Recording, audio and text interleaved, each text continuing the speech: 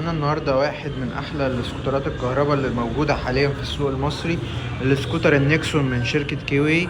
السكوتر ده مميز جدا لان هو بيجي ببطاريه ليثيوم بتمشيك في رينج 70 كيلو في الشحنه الواحده. السكوتر ده بيجي 3 سرعات بقوه موتور 2000 واط. مميز جدا لو بنت او ولد صغير اللي هيسوقه. سكوتر موجود في فئة سعرية قليلة، مع انه يساوي قيمة اكبر من كده بكتير. موجود بألوان كتير لدى معرض مكنة وسكوتر. السكوتر ده 3 سرعات بيمشيك اقصى سرعة ليه هنشوف دلوقتي.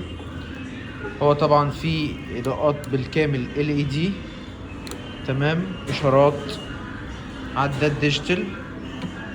اول سرعة فيه بتجيب لغاية 45، تاني سرعة ليه بتجيب لغاية 60، تالت سرعة ليه بتجيب لغاية 70.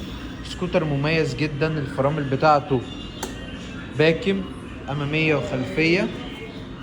السكوتر ده بينزل ب4 مساعد، 2 أمامي و2 خلفي. مميز جدا في إضاءاته. موجود وحدة تخزين للموبايل مع شاحن موبايل، وموجود كمان شنطة تشيل فيها جزء مع البطارية، ودواسة.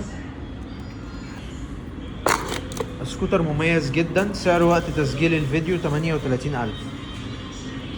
سلام. اي حد يحتاج اي قسط او اي حاجة ممكن يبعتلي على الخاص.